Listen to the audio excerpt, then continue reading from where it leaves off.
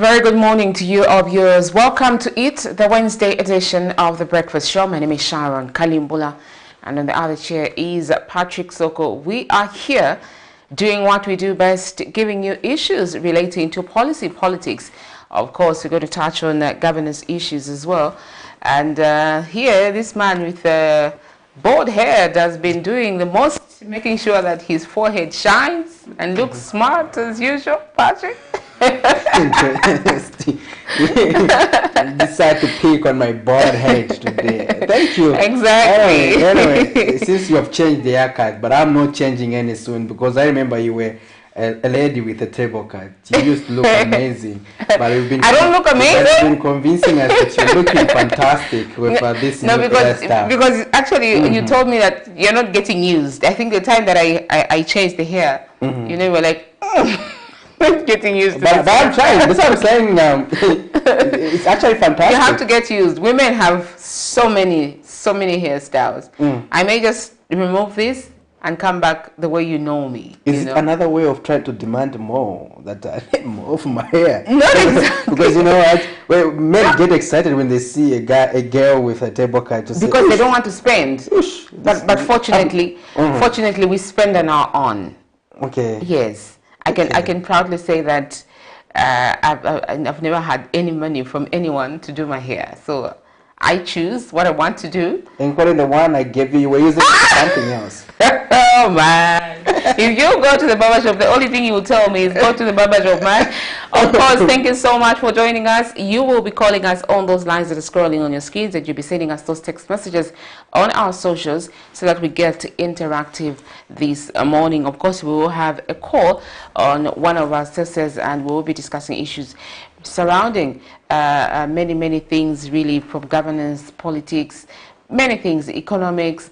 We would touch on those things, and you too will be able to call us. Of course, we will be zooming into some of the stories that made headlines yesterday and what we'll be focusing on this day as of Wednesday. Of course, some of the stories will pan out from yesterday, Patrick. We will still follow up and see if at all probably the authorities have looked at those stories and what they are taking, what steps they are taking in ensuring that they bring certain things into normalcy, especially the story for Kuku Compound, Patrick. We hope that the authority was watching, the police specifically, and are weighing down on those people known as junkies in these various combonis. The one that the word that Councillor Salvusa would use at combonis. Combonis. You see, you mentioned the story of Kuku. So, Sharon, I've had a first-hand encounter to witness how these young people are unruly. We see them as we go home, just along the road. They move in multitudes. There are many, so you can imagine they use the advantage of numbers to attack anyone. And you know, when we zoom in that story, I'll give you a little bit more details, that background of that, what they do, and some superstition issues also on that. I'll also give you a perspective on that. Okay. Yes, because I've seen them, and I've seen how they conduct themselves, how they behave. But I'm still wondering why authorities haven't been able to close in on them, because really every day they terrorize the residents. If you heard in that story, they said it's not the first time. It was worse that day. That's why people were compelled. So people are getting used to wrong things. They're getting used to wrong things by failing to report, because it's a daily occurrence. But then this time around it was worse. For now, let's look at what the doctors have for us, and thereafter we continue this conversation. Good morning.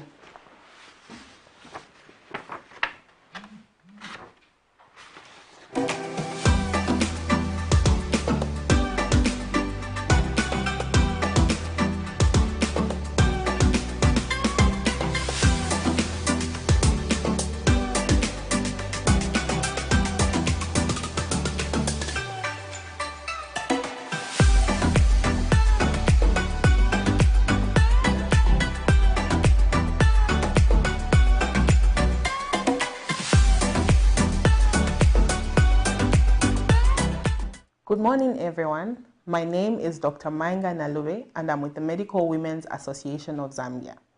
This week, we've been discussing high blood pressure, which is a very common condition and is a very important condition for us to know. And I mentioned that another word or another way to call high blood pressure is hypertension. So whenever you hear the word hypertension, you know someone is talking about high blood pressure. So on Monday, we looked at what it is and its risk factors. We described that hypertension could be primary, it could be secondary, and it has three main factors. So BP has three main factors that affect it. So those three main factors we mentioned were cardiac output, resistance in the arteries, and your blood volume.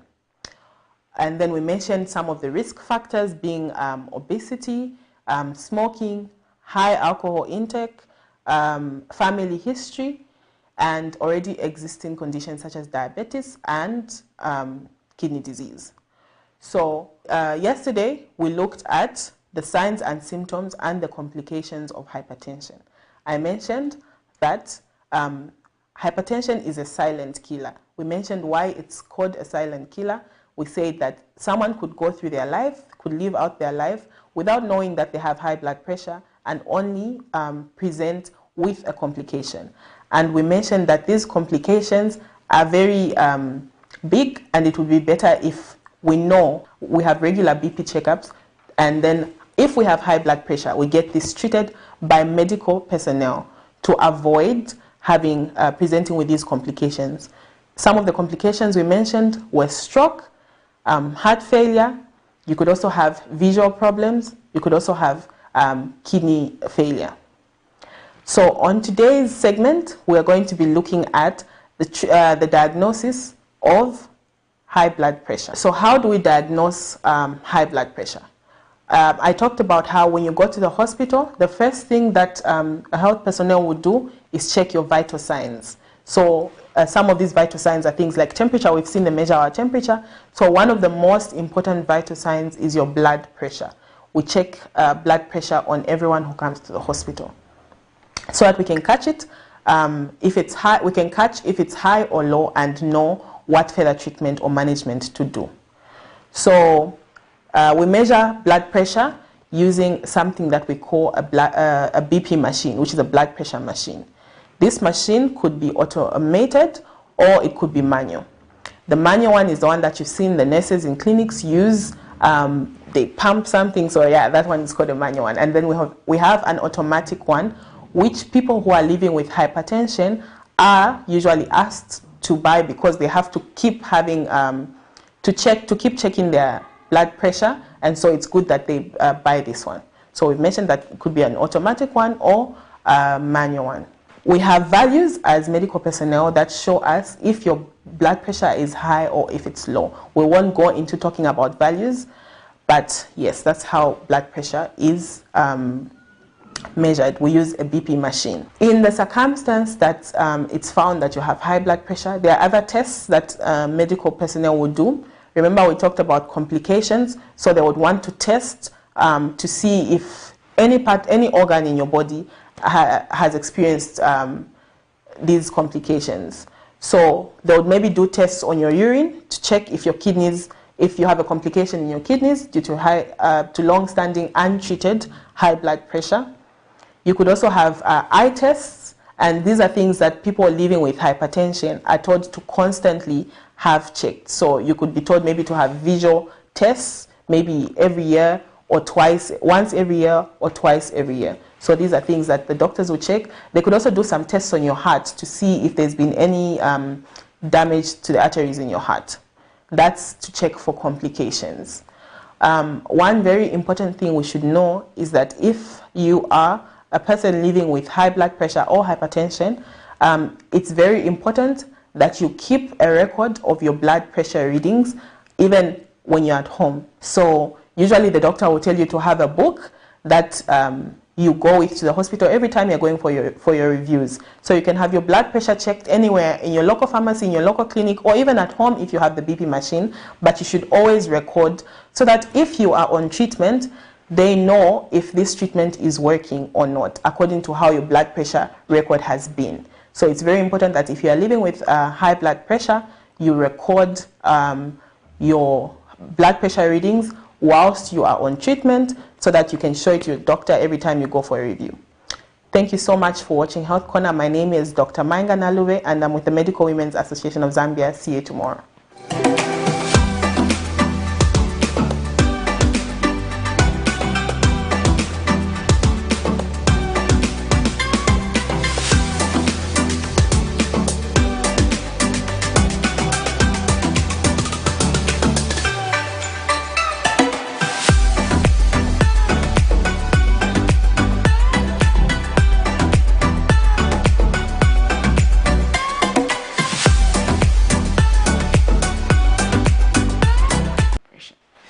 There you have it. Quite a good discussion there.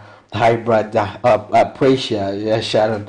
It's quite a common disease. You know, it's a disease that usually when you and I are talking about it, we usually talk about it in that there's a very chat BP. You know that arrangement used to say. But in a BP, yeah. But in a BP, no, even up to today. And we used to just think that it only affects huge people or older people, yeah, and not young people. But to the contrary, there's more to that disease, and at least the doctors are getting us informed on how it comes, how it is managed. And it's just important that you two, or dear viewers, you always find time to listen to the health tips that are coming from the doctors, because they are important towards helping you make that informed decision when it comes to your health. And when we talk about health, you don't have to wait to be severely sick in order to go for checkups. Indeed. You just have to do those regular checkups. You check yourself, you check your eyes, you check your ears. All those checkups need to be done. You don't have to wait, because some of us just wait until we are terminally ill to say. You wait until you stop seeing. Go and have your eyes checked. You checking in corner. Wait, yeah, you know, but you can even do your check your weight. You can check yourself while you're okay. Don't wait to fail to walk. You know, when you're walking on a wheelchair or moving on a wheelchair, or maybe you're being aided, aided walking. Don't wait for that. Go and have yourself checked. Sometimes, I think I had a conversation with one of the sources. They were telling me they just found out that my blood pressure is high, And then this person was very okay and driving, he was very okay. And then I was like, okay, but what's the problem? So I just ended up telling that medical personnel that give me money, my BP will reduce. My BP will go back to normal, so that's what immediately. Give me money, because right now, as long as I'm looking for money, my blood pressure will always be, above what is normal. So it's like, okay, so really, it's something that does not communicate that it's high until it's worse. Yes. Sometimes it will communicate to give you a bit of signs when you're too observant about yourself and how you're feeling. But these are things that people don't really pay attention to, because you have a headache, you'll probably be feeling tired, but you don't pay attention. You think, because our society nowadays keeps on working all the time. We barely rest. So even when we're not feeling too well, it may be something else, but we'll say, I think nale mache.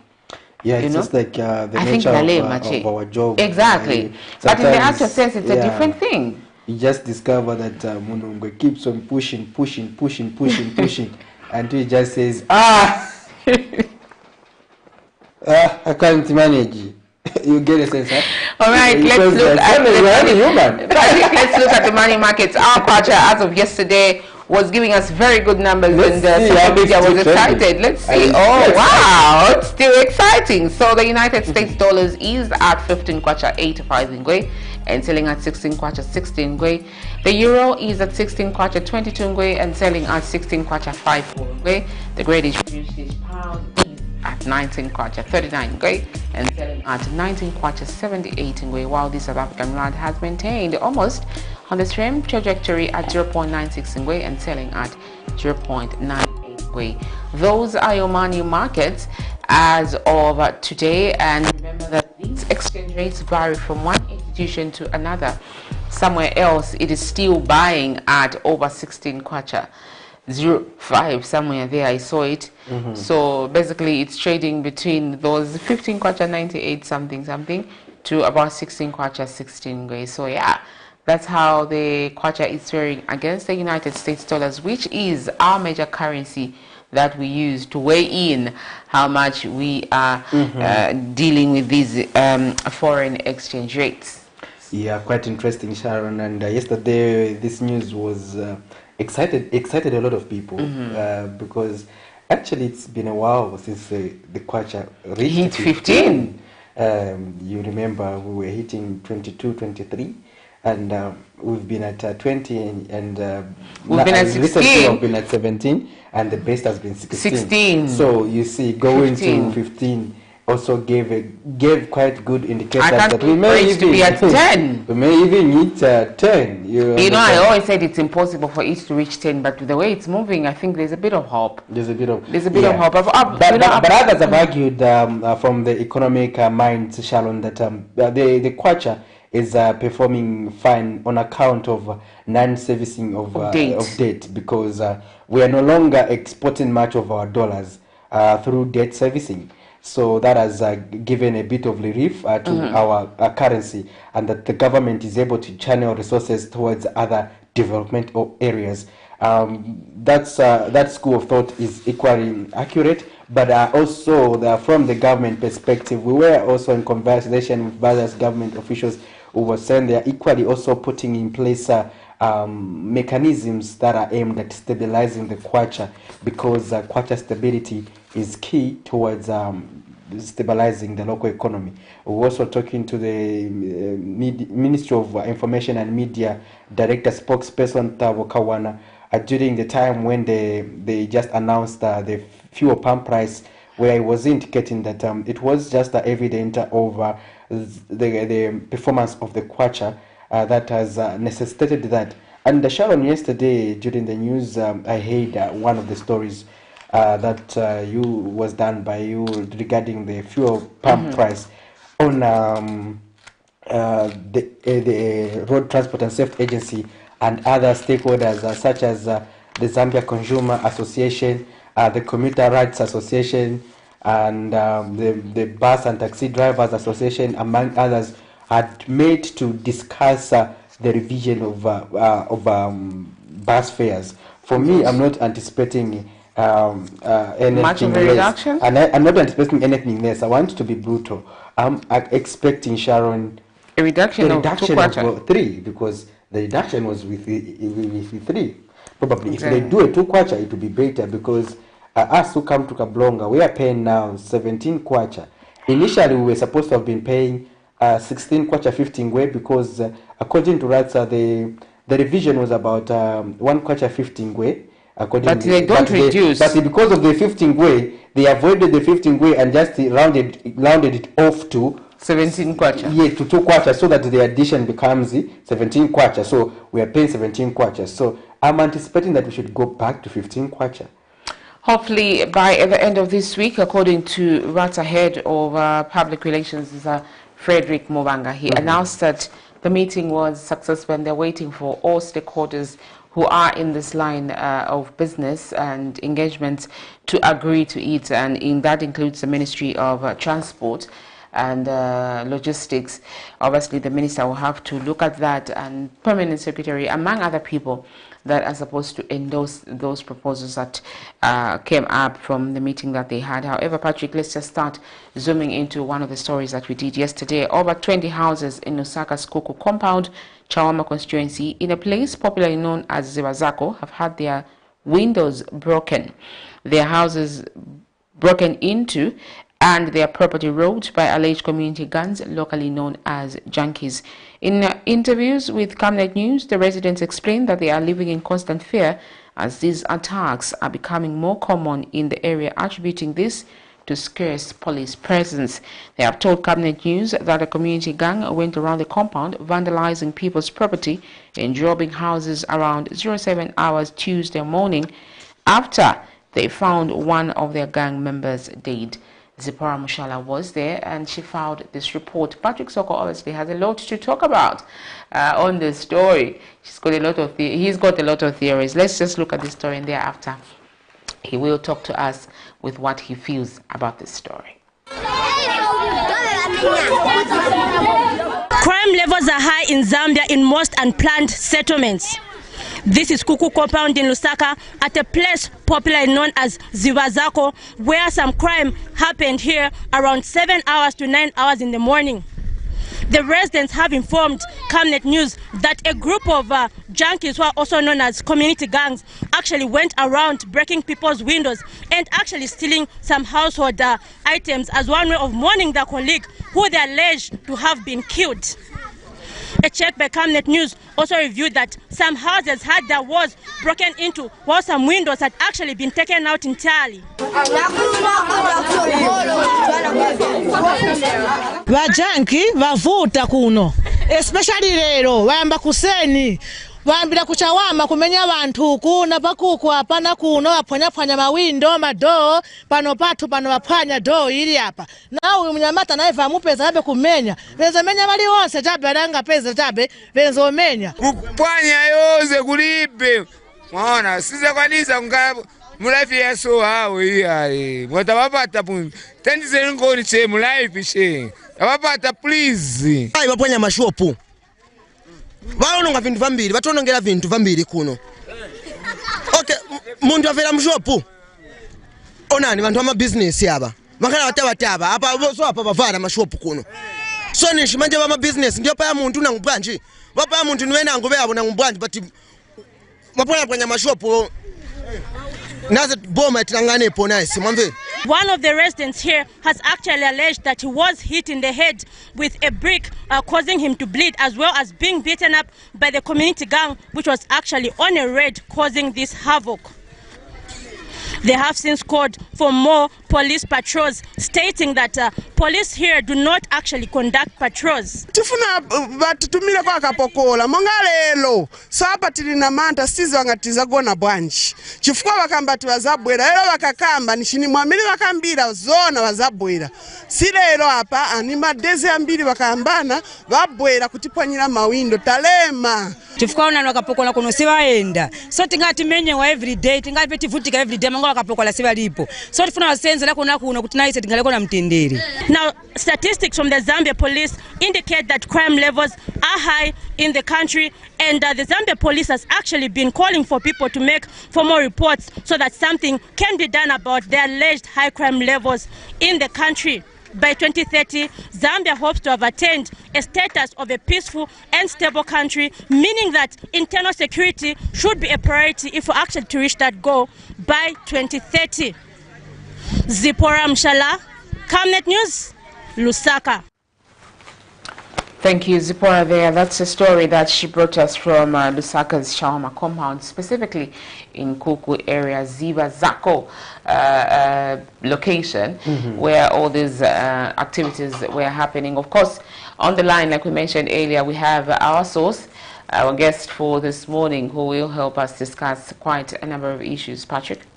Interesting. Yeah, we are, like we said, Sharon, we have Mr. Innocent Kolala on the line to help us discuss issues pertaining to the electoral process. We understand that Zambia will be hosting a by-election in Kavushi constituency. We may be hosting other by-elections, Sharon, because we have some issues that are yet to be sorted by the court. But for now, we are certain that in Kavushi, a by-election is going to take place. So Mr. Kolala is going to help us discuss these issues and others pertaining to the the electoral process and governance. Hello, Mr. Kolala. Good morning. Good morning. Good morning. How are you, Patrick? Fine, and how are you? I'm fine, thank you. So all the line it seems to be a bit bad. But we can hear you clearly. Can you hear us? I think it's just making noise in the background. I can't even get what you're saying, Patrick. Oh, you can't get us? Hello? Yes,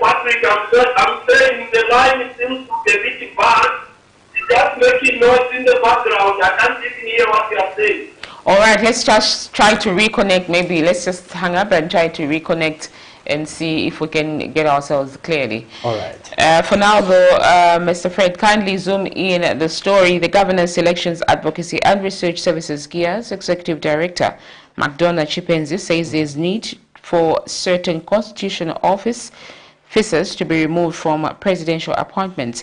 In an interview with Camnet News, GEARS Initiative Executive Director, Mr. Chipenzi says this will ensure that their tenure of office outlives the lifespan of political parties in power. Mr. Chipenzi is also of the view that once certain officers, like the Director of the Public Prosecutions, DPP, in the Office of the Auditor General and the Office of the Inspector General, among others, are free from political influence, they will be objective in executing their mandate.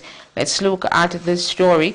We can also zoom in together with the story for Raphael Nakachinda, where Miriam Kaimba brought us this report after he was appearing in court. Let's look at these stories while we try to reconnect to our guest this morning.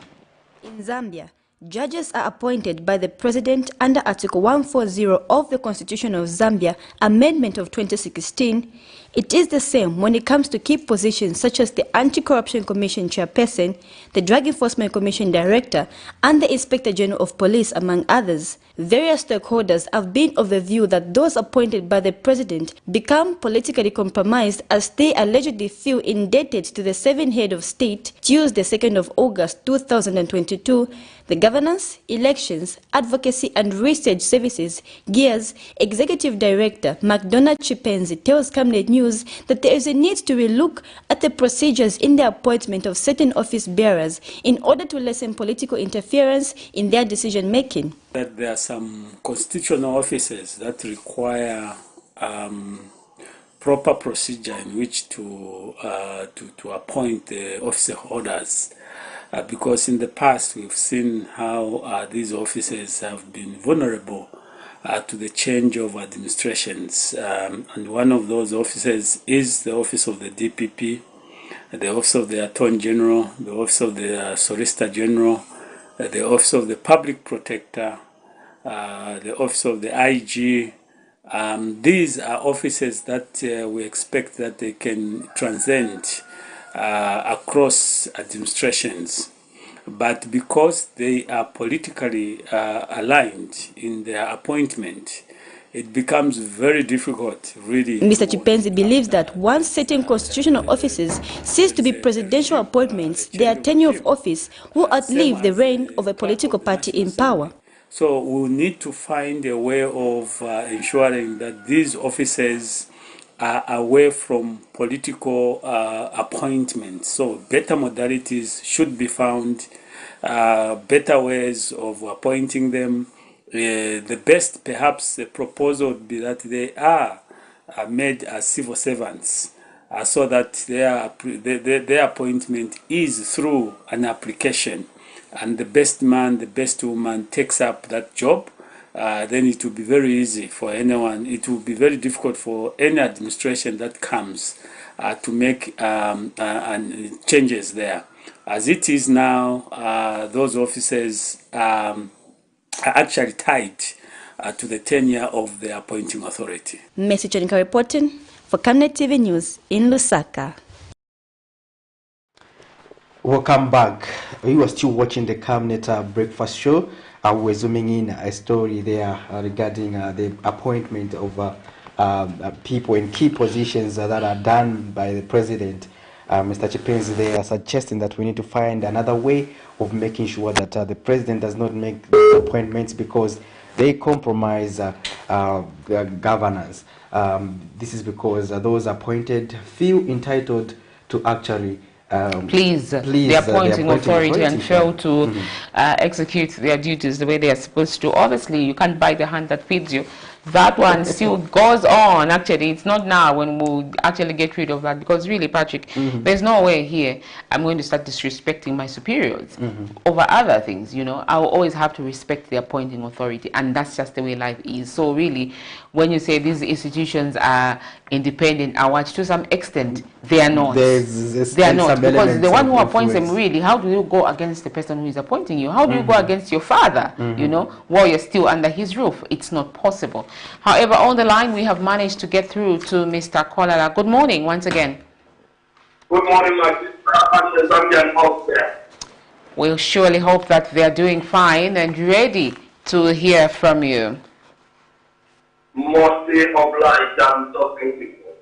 Yes, to just get our conversation started, Mr. Kolala, we understand that the country will be having a by-election, should be in the next 90 days, according to the Constitution. According to the Constitution, yes, Patrick, but the story we did with the Electoral Commission of Zambia, they mentioned to say they are waiting for an SI that will compel them to set the date for nominations and polls. So for now, though, we are still waiting whether that will happen in the next 90 days. The SI has to be done instantly, because it has to be fitting into within the 90 days. Exactly, Patrick. Please go ahead. So, Mr. Kolala, your perspective regarding the Kabushi by-election. First of all, I want to bring to your attention an episode we saw at the church where these PF officials were at the church, and that's where we actually heard a major pronouncements regarding them contesting the seat and making sure that assuring the people that they will scoop the seat. But was that the right intervention, considering that at the end of the service it looked like a political gathering? Thank you so much, Patrick, and the Zambian out there. First and foremost, what we ought to understand is the fact that indeed each and every Zambian has the right to participate in politics, as espoused by our own constitution, that we have got, of course, the right to participate in politics. It is not a privilege, but a right which we have been given. But suffice to that, I think it was very, very unfortunate with what happened on that Sunday, the previous Sunday, when we saw such a pronouncement made in the church. Remember, Patrick and the Zambian out there, the church is more like the traditional discussion. And not only traditional discussion, it's more like also the civil. In this institution, there are a lot of participants from different political parties, as we have espoused in our own constitution that is under Article 60 of our amendment of Constitution of the year 2016, number 2. We are very clear, we, Zambian people, we say we are going to establish the political party. Why are we establishing the political party? Because we are a democratic country where we are saying each and every individual has the right to belong to a political party of choice, or is free to belong to whichever institution, organization, of course, church, as we have also stipulated under the Bill of Rights, especially Article 21 and 3 of the Constitution, that we are free to belong to any political party, any religious institution, any organization without any influence by anyone. Here is a church, Patrick, in the Zambian out there with my sister there. That church belongs, it does not only belong to one political party. It belongs to a lot of people who go to a lot of our different political parties.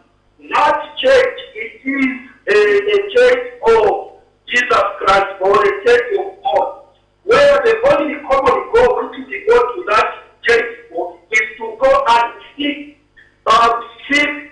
redemption. And not only redemption, we go to seek for forgiveness. We go and pray that at one point God can come and realize that we are the children of God, and maybe would even come and give us of course, an opportunity to come and meet Him. It is not the place where we are supposed now to start now, of course,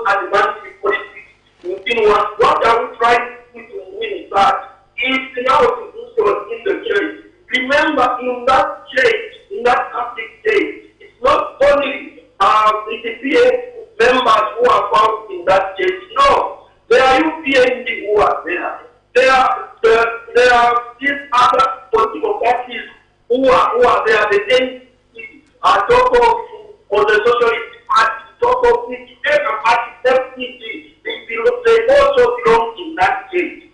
Now, with what was happening, how about if, for example, other political parties reacted in the church there to say, why is this person coming to announce his candidature here? Why should we come and start campaigning from here? And if those also said, we are also announcing our candidature here. What is wrong? What could have happened? Or is the man of God who allowed such a thing to happen is going to allow other political parties also to go and show God that they are also willing to contest the Kawishi by election? It was very, very unfortunate, especially in the house of God. The reason why even Jesus Christ at one point, when he found people were doing business in the house of God, he had to check them. He had to take tables around here and there to say, in the house of God is not the house in which people are supposed now to find that to become the market that people do all sorts of things. That to me and the many Zambia, I think it did not fit well. We are not saying Honorable Sam cannot show cause that he really needs to contest or whoever wants. At a platform which is neutral, I think a person can do that. Not a platform which belongs to a lot of people, with a lot of interests or different interests. That was very, very unfortunate. And I think the man of God who allowed that, even to go to an extent where he was even telling the congregants, if you are so what Honorable Sam said, from what we heard, that is the man of God said it was just a holiday for him.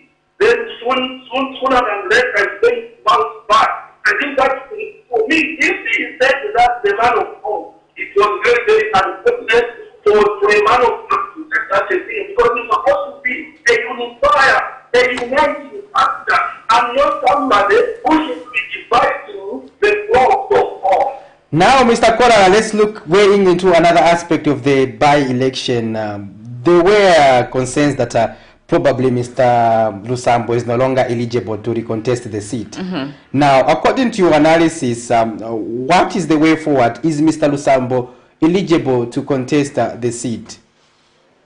The Zambian Constitution of 1996 indeed for whoever if it or a city was nullified not to contest.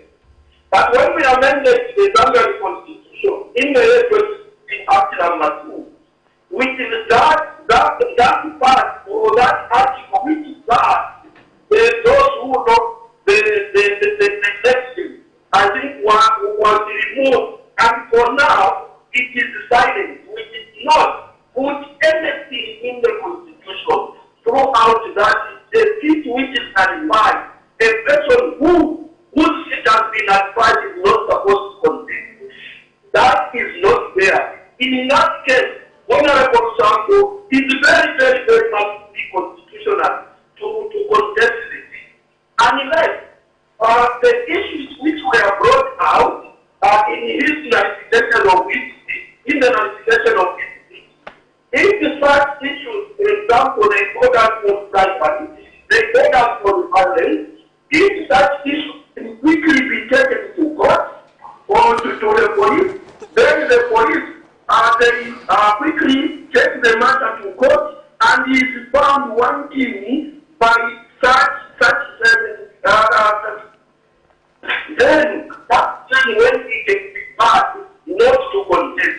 But as long as there be no one who is going to challenge the outcome of the judgment, then the Honorable Sambo is free to contest.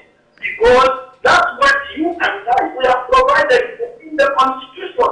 We remove that article which was in 1996 Zambian Constitution, that whoever whose seat has been bad is not supposed to recontest the same seat. As it stands now, and as earlier as found, in the matters which were brought out, which which are in the judgment cannot be enforced in another court of law, then it will mean Honorable Sako will still have a chance to defend his seat during this by-election.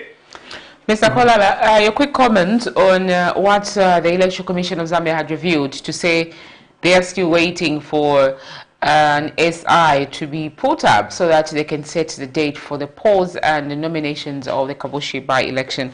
What are we still waiting for? How soon do we need this SI? Thank you so much. The law is very clear that within 7 days after the seat has fallen vacant, the Speaker of the National Assembly, within 7 days, is supposed to write the Electoral Commission of Zambia indicating that there is a vacancy in the House. And it's during that time when the Electoral Commission of Zambia is supposed now to set for the date, one for nomination, of course, the beginning date for campaign period, which I want them to make a clarification for what we heard in the clip of the news which there pertaining to the step where the Electoral Commission of Zambia official, of course, reacted to the issue of the voter education that it is supposed to be within the campaign calendar, which is to the contrary. I think that one I'll talk about it very soon to show to the Zambian people the biggest mandate which we have given to the Electoral Commission of Zambia of ensuring that they to put the Zambian people on the electoral process of this country. So that mandate, it has been given to the Electoral Commission of Zambia, not only during the period of the campaign period, not at all. Actually, the basis of the electoral process, it is very, very clear.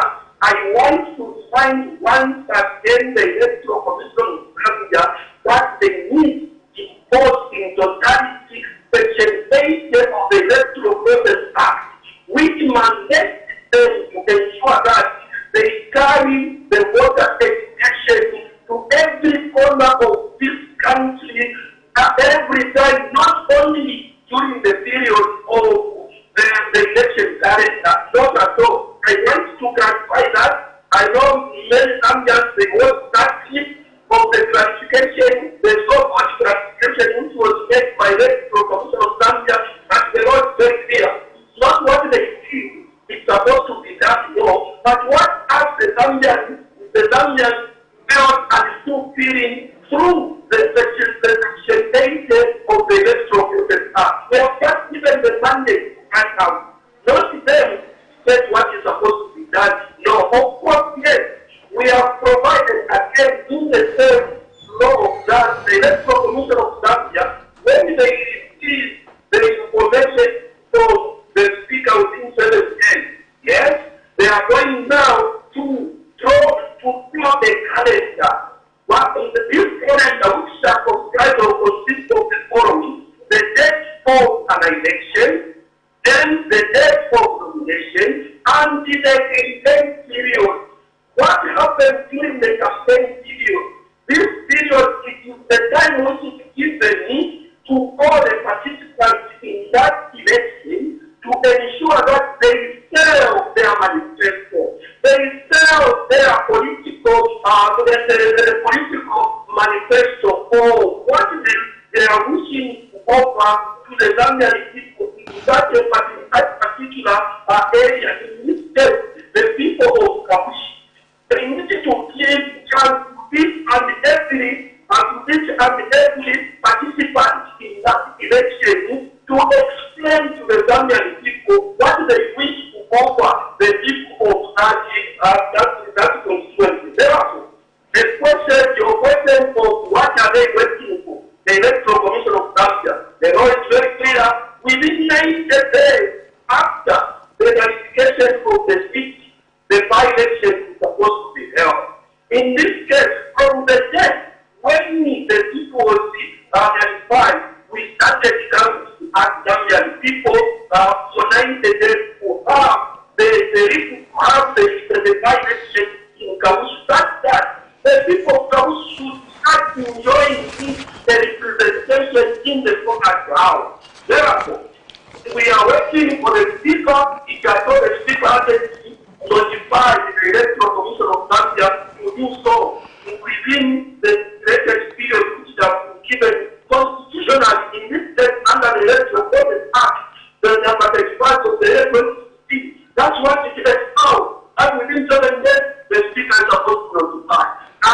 when the speaker on side, that was prevent the Electoral Commission of Zambia to set the calendar.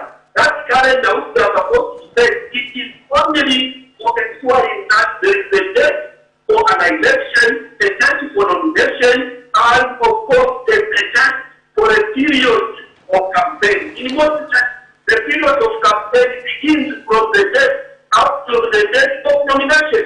All right, Mr. Kolara, before you leave... They are validly nominated. Then they should be allowed to start campaigning maybe up to the day before an election, so as to allow the participants as well as the Zambians to benefit of the information which will be coming from these participants in this election. Okay, Mr. Kolara. The Electoral Commission of Zambia. I'm so passionate about water education. The reason is simple, because the electoral process is very, very important as found under Article 45. Under Article 45, you apply the Zambian people we are saying. Yes, we have said that from the preamble of the Constitution that we are supposed to participate in the governance system. How are we going to participate in governance system? By ensuring that we put up the leadership of our own choice as found under Articles 1, the 2 as the Constitution. We are supposed to put up the members of Parliament of our choice. Because we are saying we, the Zambian people, are the ones who are supposed to be in that organ down. That's what Article 1 stipulates. Then Article 2 says, since we all of us, the people of we cannot come to Parliament. We are saying we are going to appoint one, elect one person who is supposed to be representing our interests in Kabushi. So what are we trying to put forward here? What we are saying is, for us to understand how this process is done and the importance of ensuring that there is someone who is elected, we have said under Article 229, we have established an institution, this institution which is the Electoral Commission of Zambia, and we have given the mandate to this institution, the Electoral Commission of Zambia, one, to ensure that they conduct the election. Two, we have got them to ensure that they conduct the voter registration, such that those who meet as established by Article 46, who are of the age of 18, they are supposed to be registered as voters, and as a result also by the Electoral Process Act number 35 of 2016, those who have got clean national registration cards 18 years of age are supposed to be registered as voters, and ultimately as a result by Article 46, be given a right to a dignity ballot. The articles are not ending. The articles. The reason why we have said for the people to understand the importance of election, we have given the same mandate for the Electoral Commission of Zambia to ensure that they conduct the voter education as a part under the Mr. Korara, now, Mr. Korara. Appealing to them to ensure that they fulfill the mandate we have given them. You know, yes, Mr. Kolala. Yes. Thank you so much for those elaborate responses on that question. Really very, very important, Patrick. Let's weigh in the issue of the appointing authority. Yesterday, we carried a story where an electoral expert or a governance expert, McDonald Chipenzi, was actually calling for the reduced powers for the appointing authority, in this case the president. He actually mentioned offices such as that of the Director of Public Prosecution, the Drug Enforcement Commission, as well as the Anti-Corruption Commission, to be appointed by different way, and note as it stands where the president has the authority. According to him, he feels that these people will not execute their duty according to the expectations of the people. What's your comment on that, Mr. Kualala? You know, the issue which is there is that the law of ensuring that this country, one, meets what all the Zambian people want or expect. We have given it to one people. That's what has been of the law of Zambia.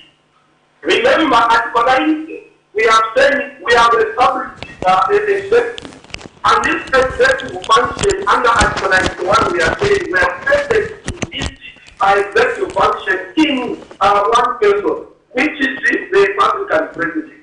And Article 92, you and I, the Zambian people, we have given the function of the president what he is supposed to do.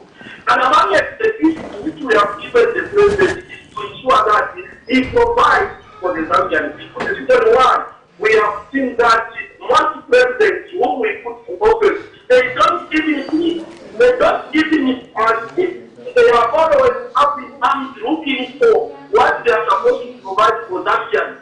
The reason why even most presidents, of course, they move from one country to the other, trying to find in that way of ensuring that they satisfy each citizen. So, taking care of the Zambian people and ensuring that the Zambian people are protected. This is the mandate which we have given to the Republican president. And of course, we have you and I, we have even said, this function which we have given you, we are saying you cannot do such functions alone. Henceforth, we are giving you power and authority to ensure that you appoint people who are supposed to help you as a staff under Article 216, where we have seen actually giving a lot of commissions have been constituted, which is supposed to be helping him. It is the function of the president to ensure that in this country there is free corruption. There is no one who is supposed to be involved in corruption. It is the function of the head of state to ensure that the rule of law, the reason why it is working when he is being given the mantle to become the president, to protect the citizen of this country by ensuring that the rule of law is maintained.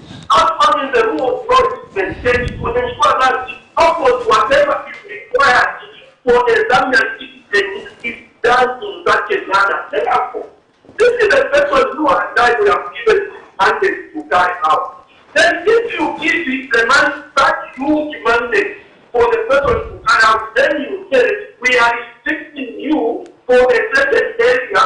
You transfer the authority of food. You are, for example, appointing people who are supposed to help you carry out your mandate, carry out your function. Then if you pass that to another individual, when that becomes something else, immediate, we have seen that there is too much excessive power of the president.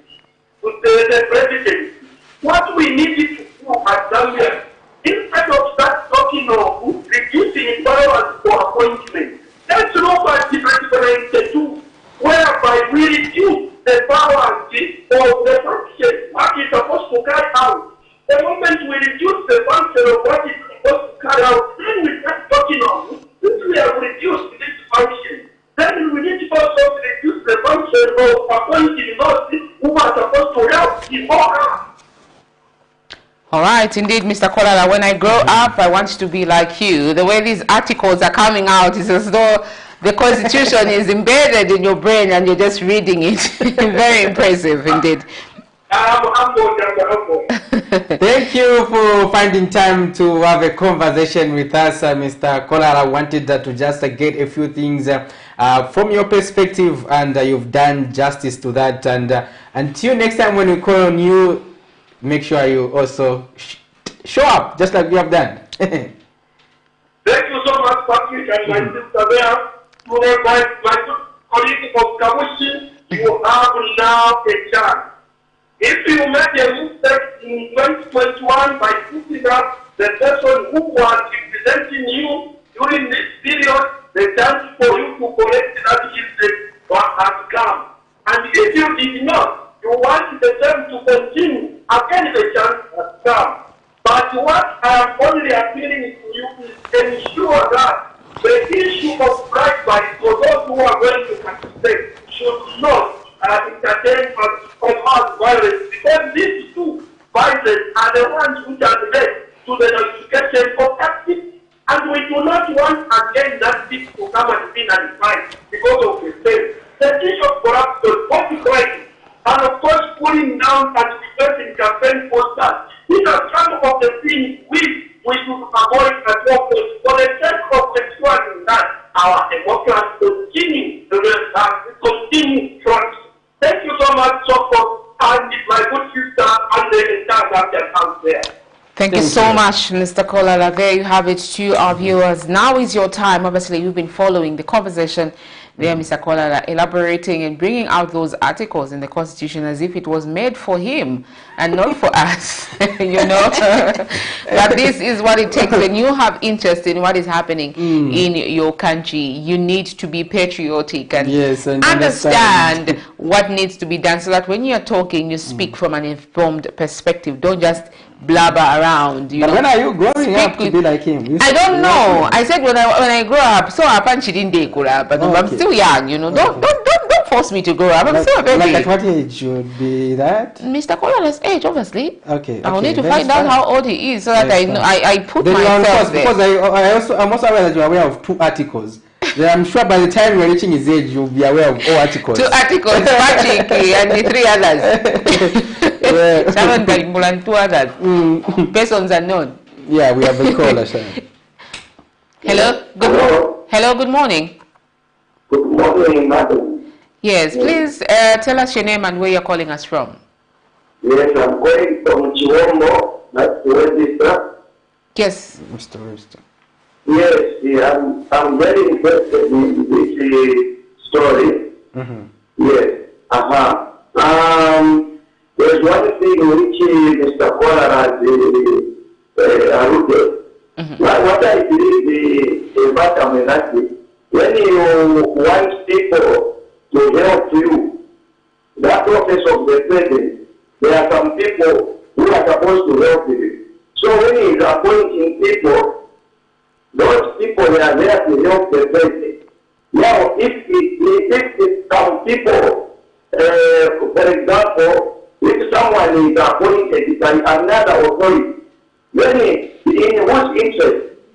You know, the only problem with there is that some people, when they are appointed or when they are elected as president, they want to have their own interest.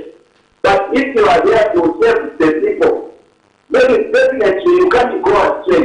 Those people will only be appointed to help the office, not to help an individual, but not to serve their own interest. So when the president is appointing people to help you, he's right. Those people are not supposed to oppose him, they are supposed to help you. But if now that office, they are in that opposition, if one wants to serve other interests, whatever, they will be contributing in the office. So therefore, we are supposed to say the president should continue appointing people who should help him to serve the Zambian people. Not people who have their own interest. That's why there is a lot of corruption. You will find the people who just want to serve their own interest. Why should the president serve his own interest? No. And even those people who want to support the president on the wrong thing, then they are also wrong people. But according to the way the new grown government, I think we can't go wrong for him to appoint people who can help him to fight against corruption or to serve the Zambian people. Thank you very much. All right. Thank you so much, Mr. Webster. That's a very, very good perspective as well. I totally agree with him to some extent, you know, because, of course, I always say governance is political, you know, and really this was mostly pronounced during these so-called appointments when the president was appointing, you know, permanent secretaries, and you know, there was this hullabaloo saying, no, he's appointing people from the political parties and stuff. But then one thing for sure is that we forget that governance is about politics and it's about driving an agenda. But then how do you appoint people that do not understand your vision, people that do not support what you want, you know? It only becomes a problem when the person who is the appointing authority, in this case the president, has bad intentions. You are right. That's when it becomes a problem, you know. But if it means well, then if it means well, then it's okay, because those people understand his vision. Those people will move along with what he wants to see at the end of the day. In this case, the 5 years given to the UPND administration, obviously he cannot be bringing people from other political parties that do not understand what his 10-point plan is that he's been preaching about all along. So, you know, it's all about the kind of leader that you have in place, which will determine whether these people will be working on executing their duties according to the way they're supposed to do it in line with the laws that govern their institutions. Yeah, because the other point he brings out is that what about if that commission that has been given the responsibility to appoint someone who has no interest of the government or does not share the government vision, for instance, in the fight against corruption, in ensuring law and order, and someone has been seconded as the Inspector General of Police, then what happens? So those are the problems as well that come. So like any other subject, we have two sides of the coin. We also have different perspectives. So as we discuss this issue, we understand the best approaches. We are understanding what others think should be the best way when it comes to making appointments in key government positions. And you too, our dear viewers, can equally add your perspective on various issues we are discussing on the Breakfast Show. We were discussing the Kabushi by-election and other issues that have emerged, such as the role of the church, especially when it comes to politics. We also have issues that have emerged concerning the appointing authority. This is a story we had in the news where Mr. McDonald Chipenzi, the GEARS Initiative Executive Director, was suggesting that probably we need to reduce the presidential powers.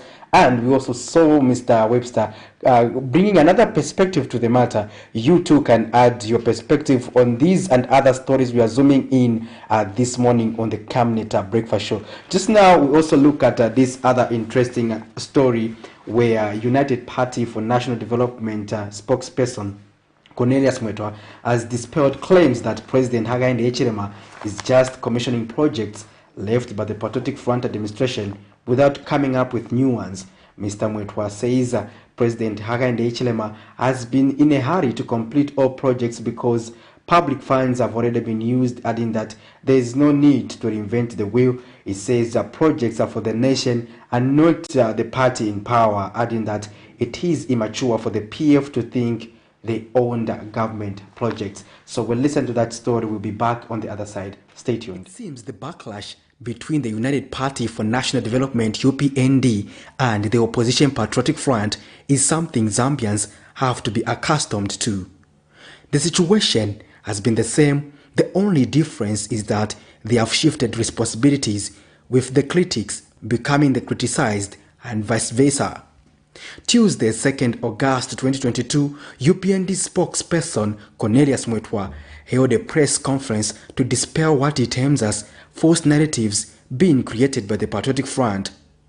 He dispelled claims that government cancelled some developmental projects in order to fix the PF and advised the opposition political party against thinking that they owned the project being commissioned by President Hakainde Hichilema. Such projects are not owned by a political party in government. They are owned by the people of Zambia through government. They are not party projects. They are not personal projects. They are governmental projects. Therefore, any reasonable party that forms government should ensure that projects left by the previous administration should be given the requisite attention to ensure that such projects are completed. The increasing appetite by the Patriotic Front to making lies their daily bread, every day telling lies to the nation in the hope of misinforming the nation so that the nation may not know the good things that the new donor administration is doing. Well, the nation knows, but they are thinking the nation may deflect the attention, therefore, to their spectrum of lies. And Mr. Mwetwa, who is also Zambia's Minister for Southern Province, also rubbished claims that Zambia has been downgraded to a lower income country on account of poor governance by the UPND. Zambia's GNI per capita is expected to improve. That classification was based on the PF budget 2021 and poor economic performance. So how do you, a whole party saying you are the largest opposition party, you send your media director to go and lie to the nation. That does undermine the integrity not just of PF, but of the entire political spectrum, because those who know the truth, they will think that politicians are just jokers. And I was watching those who know, because nowadays you can't lie and get away with it. Those who know immediately sent messages to say, no, you are lying. During the same meeting, he also disclosed the party's readiness to participate in the forthcoming Kabushi constituency by-election. Patrick Soko, Camnet News in Lusaka. As Kabushi constituency holds its by-election in the next 90 days, following the nullification of former Lusaka Province Minister Bowman Lusambo's election by the Constitutional Court, the opposition Patriotic Front states that the ruling United Party for National Development is traumatized by its popularity. On the 28th of July 2022, the Constitutional Court upheld the Ndola High Court's decision to nullify Mr. Lusambo's election as Kabushi Member of Parliament, citing electoral malpractice and violence. His closest rival, Bernard Kanengo, had disclosed his confidence of scooping the seat once he recontested. A chance to elect the candidate of their choice. Yes. Somebody who is going to develop the constituents. We don't want manipulators. I'm the candidate for Kabushi constituency, yes, and I'm recontesting, yes, on UPND ticket, and I'm going to win.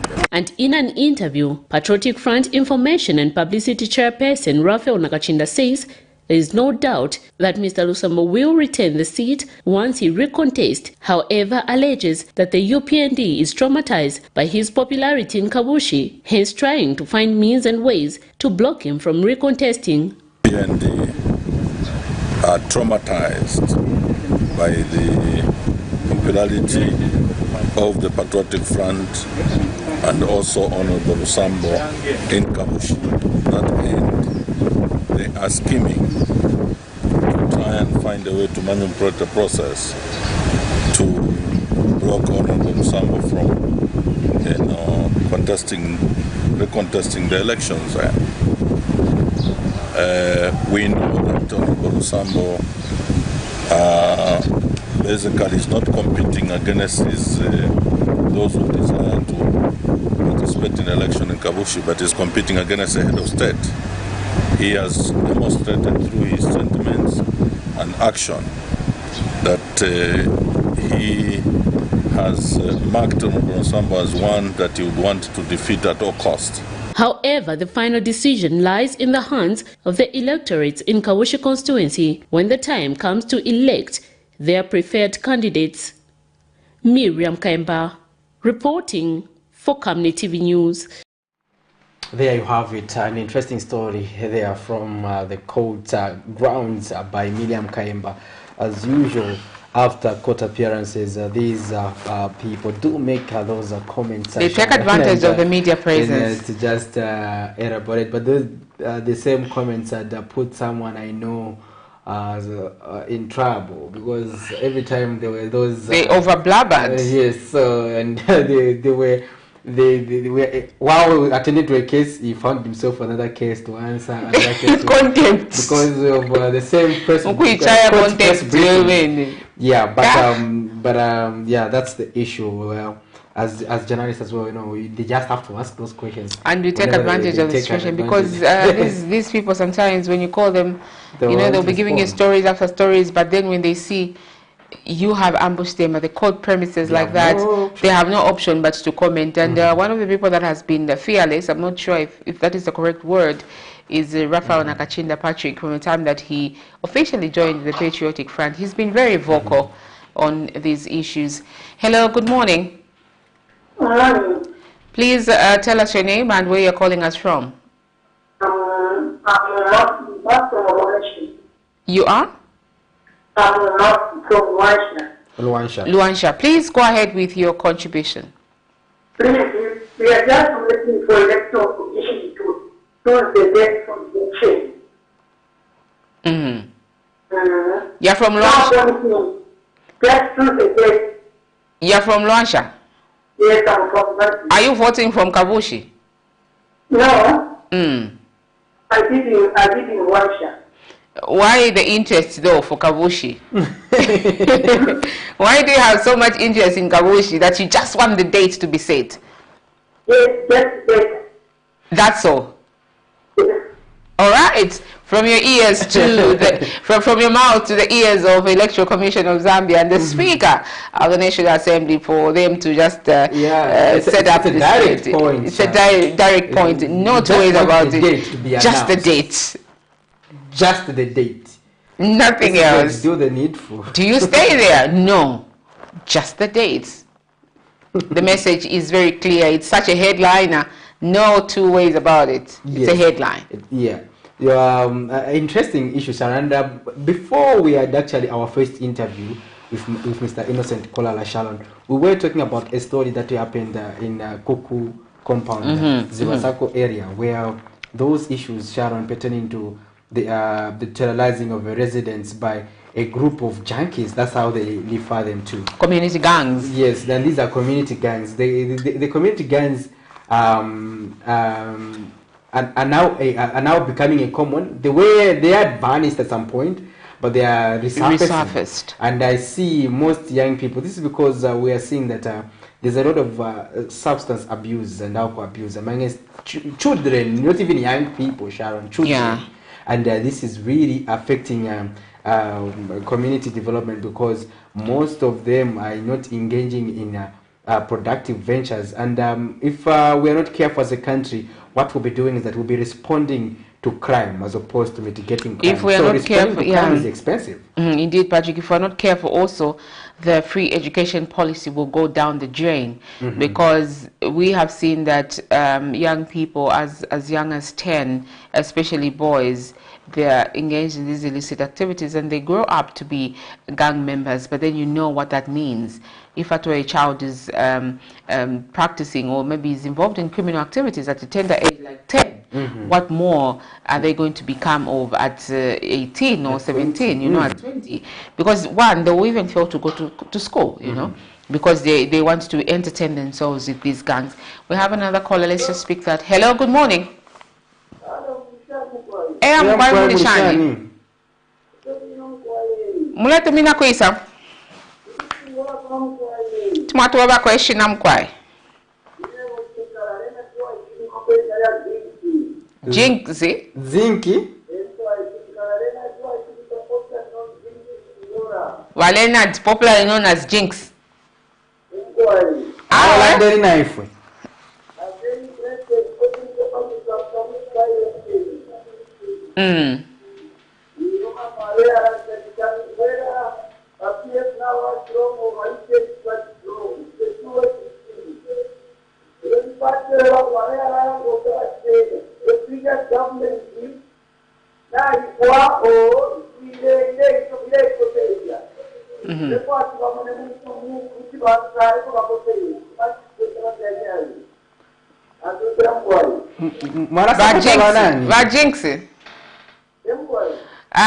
Sometimes the ishtaya politics kula wako tuma violence tuma kolesha koshani abakukabushi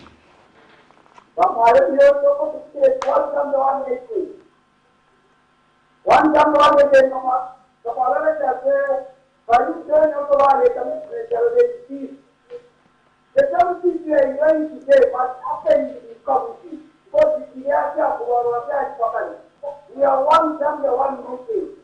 We are Zambia, learn to show Zambia as they say, and that we gain. That's the encouragement that they give those people. Because fighting is not the issue. The issue is a fight, okay? Who is going to let you? If I don't let you come Poland, I'll let you come Ghana, let's say, Desco. Bankana.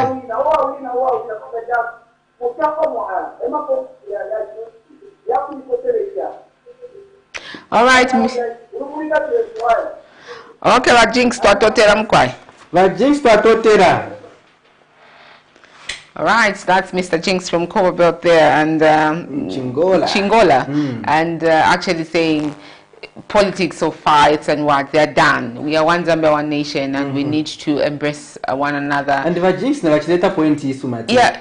At a determination point. Exactly, it's a determination point. Whether the Patriotic Front is going into oblivion or it extincts, or anything that is related to them disappearing into thin air, or they are going to show that we are still a party to reckon with as the biggest opposition political party. And also, if at all the UPND have actually gained ground, because it's very easy to win a by-election and to lose at the same time, because votes or voices are concentrated within a particular area. All the resources, all the machinery will come in that particular area, and just talk to the people, convince them to say, this is who we are and we can do this, this and that. So we'll see. Of course, it is a determining factor. We will know whether the Patriotic Front still has grounds.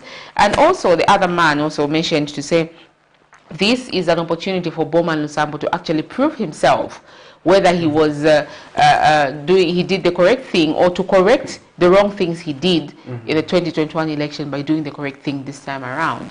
So we will also see all those things. We will be putting a lot of things actually under the microscope in this election, and I'm hoping, Patrick, that you will come in Kavushi there so that you can bring us up-to-date information on what exactly is. Oh, I hope so. Hello, good morning. Good morning. Good morning. Hello, good morning. We can hear you. Hello. Hello. We can hear you, please. Quiet. Let me inform. Let me know, Kwisa. Quiet. Hello. Yes, please go ahead with your contribution. Tumatwala kwa ishikali topic ya lelo. Yeah, that's contributed by violence. Yeah, violence that we find out kuma parties are supported. Especially that I know whether in government or in opposition, but they want to mama used to be on the violence. I think that I Bawa kini sundama watu pandejo. Kami nak mama dah uri ni apa dah kita mesti orang semua. So sometimes orang mungkin dia bawa ini jadi. So itu dapat that. Kalau dapat ini dan aku tapi dia cuma pandejo. Jadi orang kajian.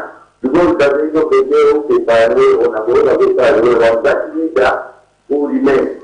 I don't know for a life here to take our road. So we have to be there for that one. Very soon, not that I'm going to do it. You all right.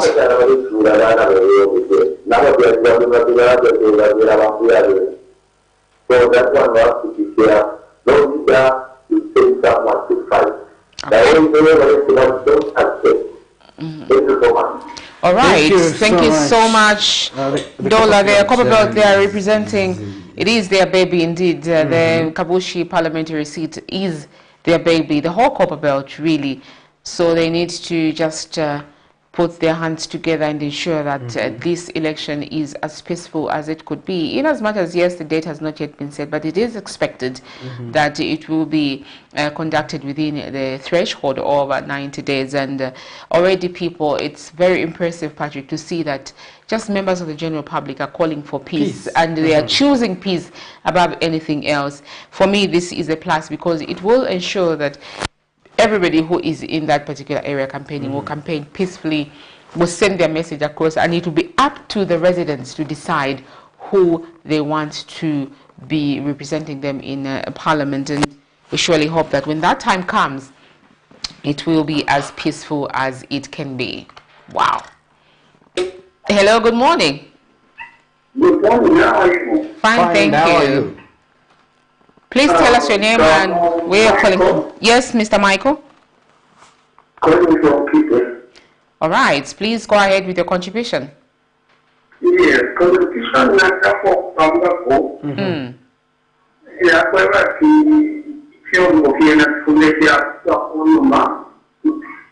the Kenya election that is effectively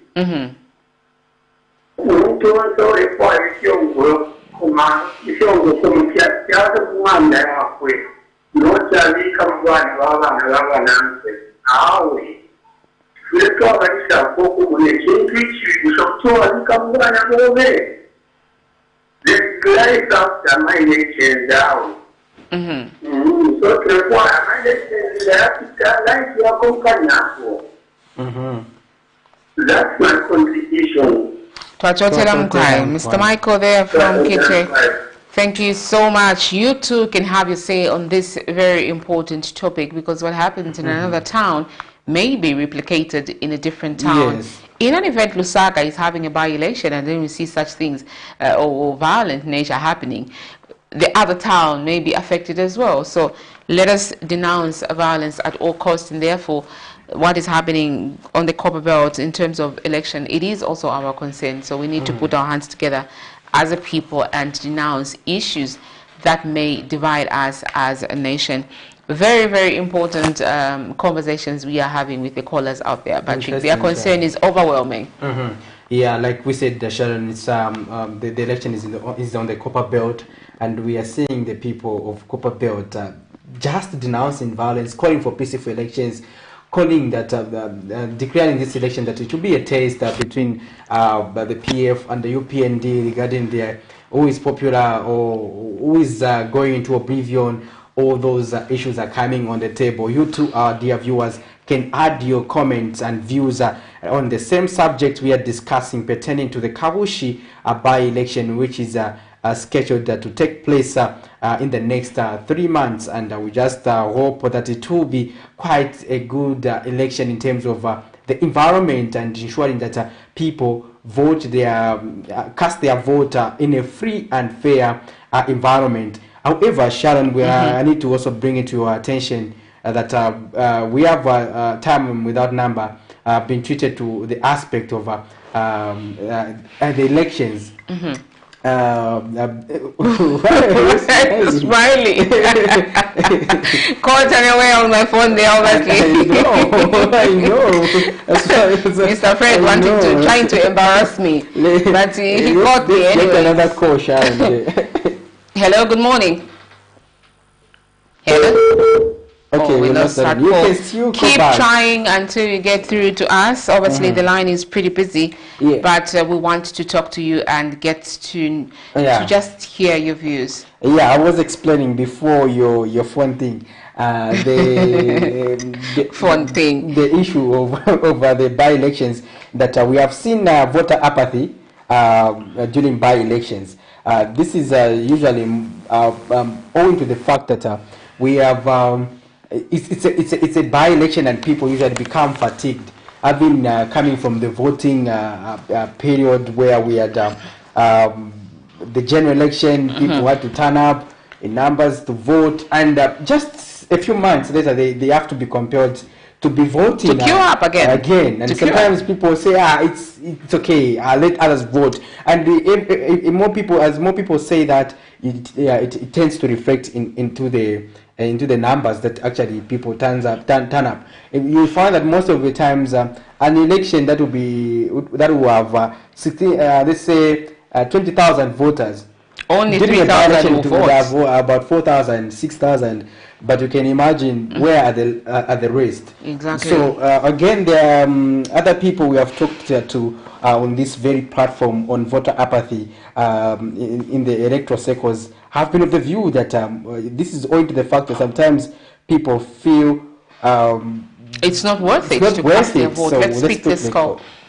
Hello, good morning. Hello. Good morning.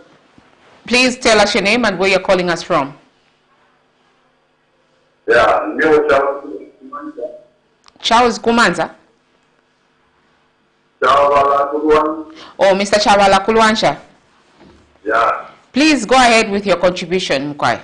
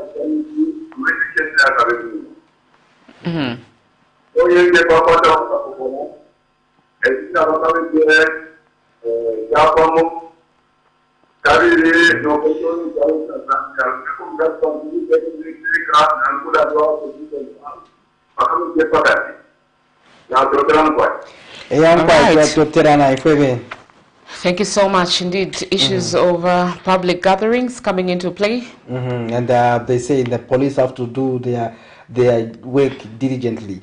And in fact, Sharon, that reminds me that we'll make sure that in the build up to the election, we're also going to dedicate a program to the election where we're also going to make sure that towards the breakfast show, we interview the relevant people, such as the Zambia police, regarding how they are going to manage this election, how the Electoral Commission of Zambia is going to make sure that all the modalities are put in place, how the civil society organizations are playing their role, especially prior to the election. We also talk to the people of Kabushi themselves, like you suggested that I come there so that we do justice to the stories in Kabushi. We'll do that and ensure that we bring you some of the live coverage and just interaction, especially with the people on the ground, so that we can get what the people want. You know, Sharon, like our previous callers have suggested that elections are not a do or die arrangement. You know, you may have a different political affiliation than myself. I like that point. You stay with your fights in your home. Don't entice other people's children to come and fight on your behalf.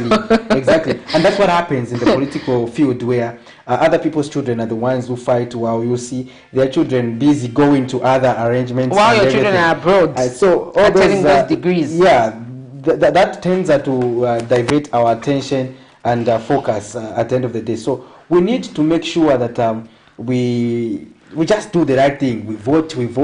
At the end of the day, we greet each other. And you know, that reminds me of the press briefing that was being hosted by Cornelius Mweta, where he actually indicated that for them, Sharon, they have been of the view that we chat as colleagues, as members of parliament at the parliament building or Parliament Montel. We discuss as brothers, but why should we pretend when it comes to politics that we are enemies? What narratives do we want to create? So probably, I think, even just like our leaders do mingle at Parliament Montel, we need to just do that ourselves, even as ordinary citizens, individuals. Whether you belong to Party A or Party B, at the end of the day, you just exercise your right of association, and while you allow others to do the same. And at the end of the day, we have one Zambia to develop. Developing the country is not a one-man show.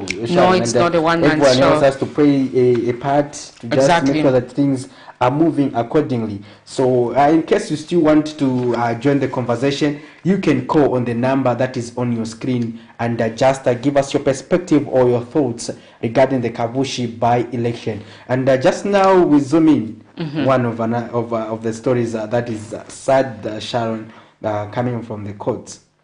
This is a story where the Lusaka Magistrate Court has found a 49-year-old man with a case to answer in a matter he is accused of repeatedly defiling his teenage daughter, who later bore him a son.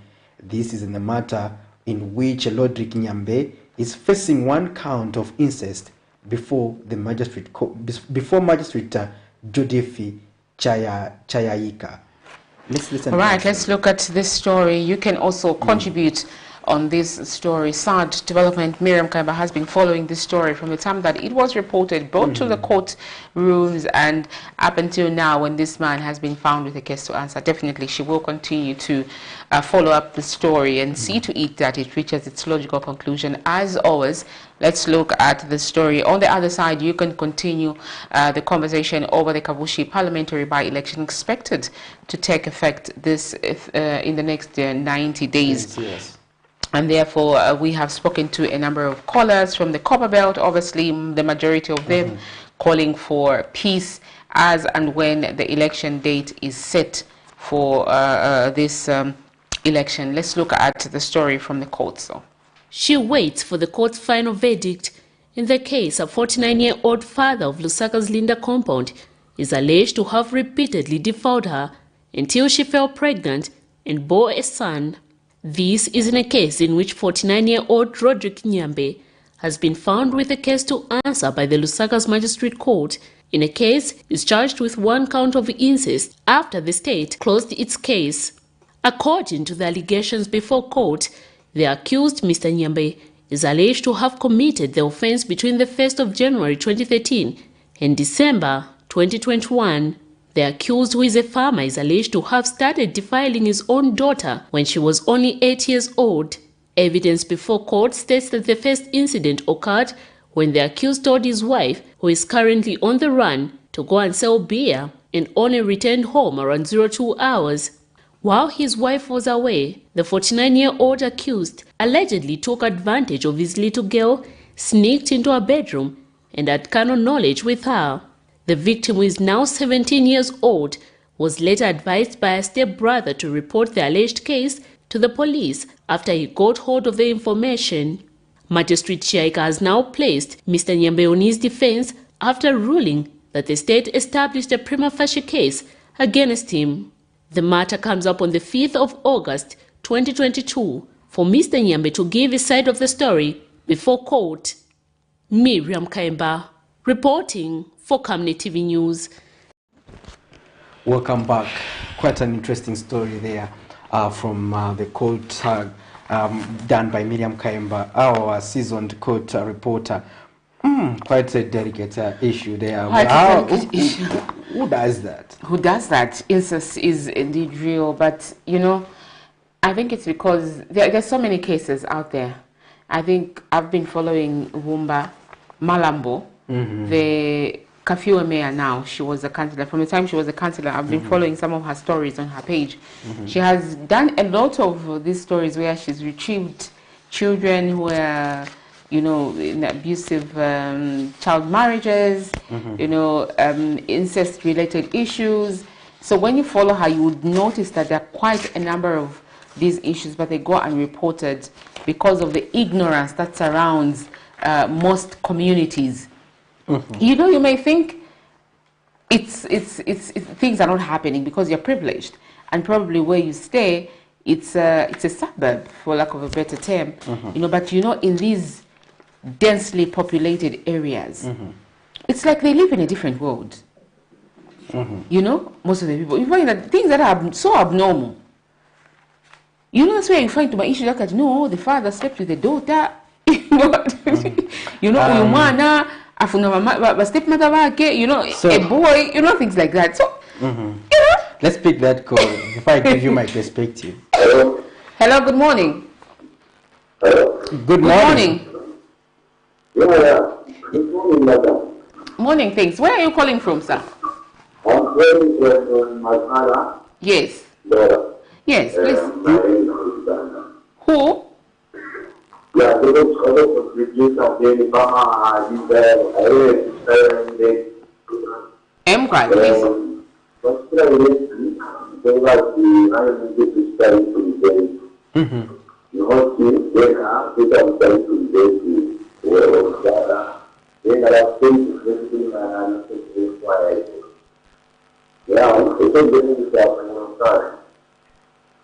Ini tidak monata dan dia pasti ya ini jadi dia nanti ini kalau ada satu pun di mana ke orang dia ini tidak Zambia State University for it to be party for.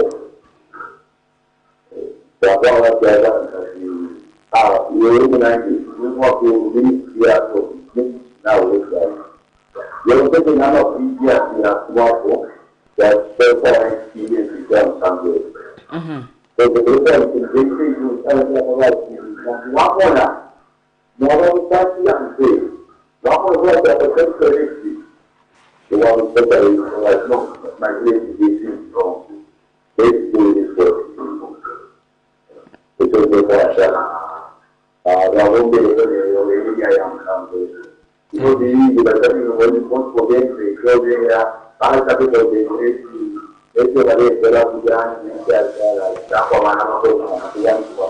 sometimes wale nwafi amati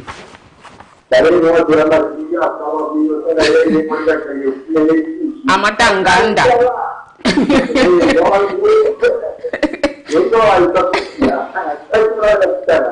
amatanganda n'amatipsi. Thank you.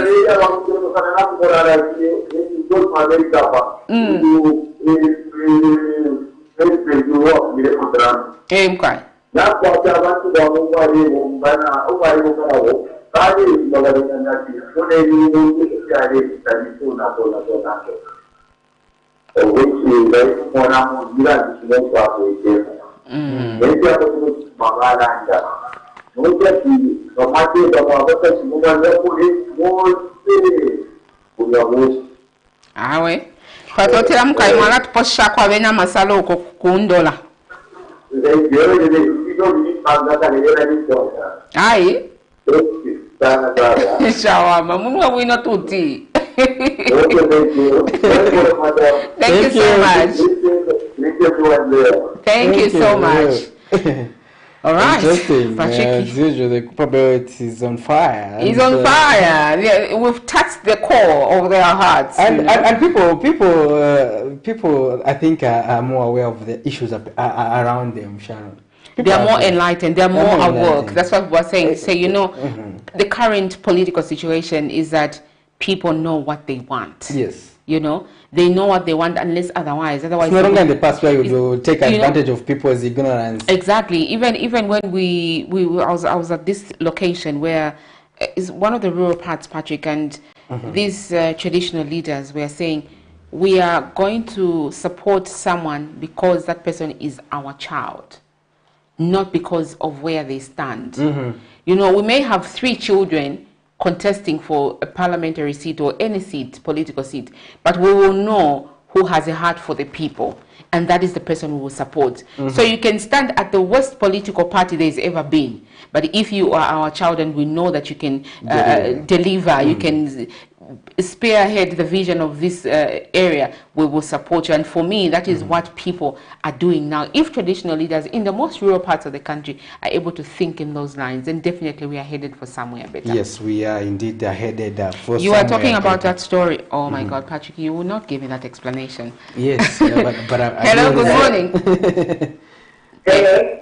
Mwauka bwanji? Ati? Mwashibukeni? Mwashibukeni kwa? Mkwai, mule tumina kuisa? Kukabushi. Kukabushi. Ati banani mkwai? Ishini? Vyalema. Banani? Vyalema. Zialema. Vyalema. Kukabushi uko, muli ready kuvota? Mkwai. Muli ready kuvota kukabushi? Kuvota. Mule fa kuchitako contribution. Okutinda. Ama goti atende ke wino. Wangula fyongo. Okay. Ama goti atende ke wino. Kuchia kutanga fyongo. Okay. So, tukakotela ke gamsa mkayokeleko. Lakayokeleko. Wakabushi. All right, thank you so much. Thank you so much for your contribution. Anyways, the viewers expressed on this show are not that of Camnet TV. Let me just throw in. Yes, let me just throw in that discussion because ECZ may actually think we have started campaigning for people, but sometimes you have no control over the people that are calling because like for him, he was getting direct, but for us, we are giving a platform for opinions, but it is not campaign time there, and your vote is your secret. As much as it is your right, it is your secret. So you don't need to tell Sharon whom you are voting for. Exactly. These are personal choices, and we have seen that, yes, that man has already made a decision. We are not sure how much conviction he has or what convinced him to actually stand on this pedestal and say, it is this man that I'm standing. Up to date, I've never told you whom I voted for, but I voted. But I'm aware. You see. Honorable member, it's not hard to tell. You see, so the jubilation says it all. That's it. When the incident was busy there, Esa Uchulu, Patrick Shindano, and but I was holding a camera. But what are you saying? I could tell you expressions. I've done psychology, basic psychology at least. I could tell. You know, when they start mentioning those names, and then they mention the other one on top of the other one, and then you say, but better, right?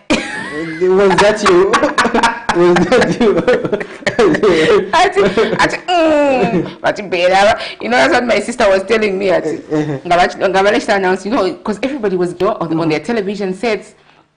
And some of the people that, knew I was at Mulungushi by then, I was with Liseli, you know, they would actually tell me, my sister would tell me, Iwe, ngababu, wambokshita announce, you know, and my other friend would actually tell me, wake me up when they start announcing. So, you know, I would just, when they start, I see the guys coming in to sit in front, say, okay, wake up. So they wake up, they'll sit. Now, they'll be texting, what am I what's better my vote? It was such a period of adrenaline rushing everywhere, you know. But it was a good season and a good experience that I voted once, but we voted once, but the people of Kawu should be voting twice. Exactly. So let's they have an opportunity, just like the people of Kawata voted twice. Yes, yeah. So. We're going to make sure that we continue highlighting issues pertaining to the by-election. As we wind up, so please give me that point that you wanted to give me before we receive another call. We're winding up the show. Yes, among my interests that is of stories I've been doing stories on housing development and housing poverty in Zambia. Yes. So I've come to learn that housing poverty in Zambia has brought a lot of problems in our country. So what am I saying, Sharon? It is a 2-roomed house, but there are about 8 people living in the same house. You and I were covering a story in Kanyama recently where woman was telling us the boys are sleeping on the living room with the entire with the girls. The alleged living room. So now sometimes it happens. What happens is that these children sometimes in other cases they sleep in a 1-roomed house. So they sleep. It doesn't matter whether you're a boy, a girl, and everything. So those incidents have also led to issues pertaining to incest. So if you look at housing poverty and some of the problems it comes with are the same issues. I've interacted with the Housing for Humanity, Habitat, Zambia, all those organizations, Sharon. And these are the stories they continue to dig out, especially in the rural communities of our peri-urban areas of Lusaka. So you would find that because of poor housing, poverty, and everything, there's no entertainment in these rural areas, Sharon. So these children are sleeping all over each other, and the things end up happening. Stop making me imagine. We're also seeing that older people taking advantage of the situation. We were in a rural community where you'd find that it's all bushy. You send a child to fetch water at a stream. These older people tend to take advantage of the situation. There are a lot of factors that lead to that. But unless if we take a proactive approach, but if you know that we usually cover stories from densely populated areas of Lusaka, and we have found ourselves in situations where we are told a family of 10 people living in a 2-roomed house. So you'd find that it becomes a challenge. Exactly. Poverty, food shortages, you find that now, because they cannot sleep in a decently, they will end up, the boys will end up taking drugs so they could sleep intoxicated, while the girls will end up getting married early because they think, let me just have my own home. Maybe I move on. They will meet their fellow junkie in the community. So it's perpetuated poverty due to the cycle that they are living in at their respective homes. But definitely, Patrick, issues of housing play an important role in all these situations that keep happening in our country. Of course, he was commenting on the story that Miriam Kaimba has been bringing to us in the court room, where a father has been consistently defiling a girl child who is his daughter, and they actually have a child, according to the girl. So the court is yet to prove that. Obviously, they won't demand issues of DNA and stuff to prove that indeed that child is the father to that man, is the son actually to that man. But very sad development regardless, because such claims cannot be made without evidence, and the evidence is there, the child is there. If at all the courts prove, then it will be something that can guarantee this man life behind bars for at least a period of time. Patrick? Yes, you are right, Charlotte. Right. As we wind up this show, thank you so much for choosing Camnet TV. Obviously, we talked about we brought to you the Health Corner, the Kabushi parliamentary by-election as our headliner this morning, and also some of the stories that made headlines that we just zoomed in. Thank you so much. Once again, join us again tomorrow for the Thursday edition as we discuss various issues affecting the country. Patrick? Interesting. This is the time when we have to excuse the screens as usual. Remember to keep it Camnet TV. Camnet TV is not just another channel. All right. Thanks for watching. Good morning.